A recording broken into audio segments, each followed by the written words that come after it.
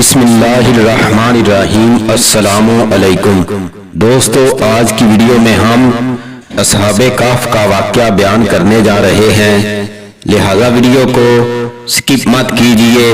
آخر تک ویڈیو دیکھیے۔ اگر چینل پر نئے ہیں تو چینل کو سبسکرائب کر لیں تاکہ آئندہ آنے والی ویڈیو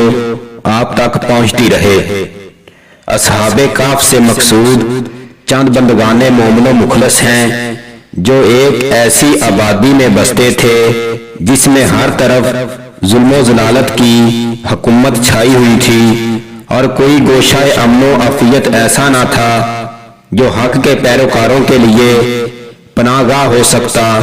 ان کا جرم صرف یہ تھا کہ وہ اللہ پر ایمان رکھتے تھے اور طریقہ حق کو چھوڑ کر بطلان و ذلالت کے آگے سر جھکانا نہیں چاہتے تھے۔ وہ صرف ایک ہی پروردگار عالم پر ایمان رکھتے تھے اور کہتے تھے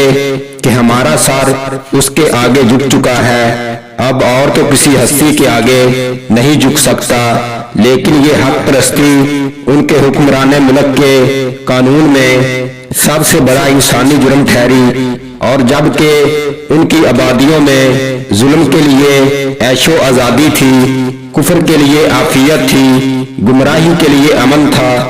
تو حق پرستوں کے لیے صرف جنگلوں کے بٹ اور پہاڑوں سے گاروں ہی میں امن و نجات کا گوشہ باقی رہ گیا تھا۔ بالآخر وہ آبادی سے نکل کر ایک پہاڑ کے غار میں پوشیدہ ہو گئے، اور انسانی آبادی کا دروازہ جن مظلوموں پر بند ہو گیا، ان کے لیے اللہ کے پہاڑ نے اپنی آگوش کھول دی۔ حضرات، اصحاب کہف کو اگر اپنے عہد کے ضلالت و طغیان سے درماندہ و لاچار ہو کر پہاڑ کی غار میں پناہ لینی پڑی تو گو وہ عہد جا چکا ہے، لیکن اس عہد کی ضلالت و طغیان اس دنیا سے رخصت نہیں ہوئی ہے۔ آج بھی حق کے پیروکاروں کے عزم و ثبات کے لیے ایک ویسی ہی آزمائش درپیش ہے۔ آج بھی ظلم کی حکومت ہے، بطلان و فساد کی حکمرانی ہے، اور جو رو طغیان کا دورہ ہے۔ اصحاب کہف کی بستی کی طرح صرف ایک ہی قطع ارضی نہیں بلکہ تمام کرۂ ارضی کی خشکی اور تری حق و عدالت سے محروم ہو گئی ہے، اور اللہ کی زمین پر اس کے مظلوم بندوں کے لیے کوئی گوشہ امن و عافیت باقی نہیں رہا۔ گویا زمین کی تمام پچھلی نامرادیاں لوٹ آئی ہیں، اور تاریخ عالم کی ساری گزری ہوئی شکاوتیں ایک ایک کر کے پلٹ رہی ہیں۔ قوم لوط اور قوم عاد کا فسق و عدوان، یہ سب کچھ بیک ظرف زمان جمع ہو گیا ہے۔ مصر اور ایران، بابل اور نینوا، یونان اور روما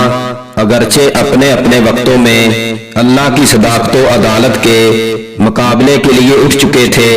لیکن اب ان سب کی جگہ اور ان سب سے بڑھ کر یورپ کی مدنیت ملعونہ ہے، جو عرصہ دراز تک آگ اور خون کے سیلابوں میں غرق رہ کر بھی بدستور بہت بڑی طاقت ہونے کا دعویٰ کر رہی ہے۔ اصحاب کہف کی جماعت چند انفاس پر مشتمل تھی، اس لیے پہاڑ کی غار میں انہیں پناہ مل گئی، لیکن آج اصحاب کہف کی اسی مظلومی میں چند افراد ہی نہیں بلکہ آبادیوں کی آبادیاں اور اقلیموں کی اقلیمیں اور کئی کرۂ ارضی تباہ ہو گئی ہیں اور ہو رہی ہیں، اور لاکھوں کروڑوں اللہ کے بندوں پر ان کی بستیوں اور شہروں میں امن و آزادی کا دروازہ بند ہو گیا ہے۔ اس لیے نہ تو صحراؤں کے اس قدر گوشے ہیں جہاں انہیں پناہ مل سکے، اور نہ پہاڑوں کی اس قدر غاریں ہیں جو انہیں اپنی آگوش میں لے سکیں۔ حضرات، آئے قبل اس کے کہ ہم اس صف ماتم میں بیٹھیں، ذرا اپنی ان بربادیوں پر بھی ایک نظر ڈالیں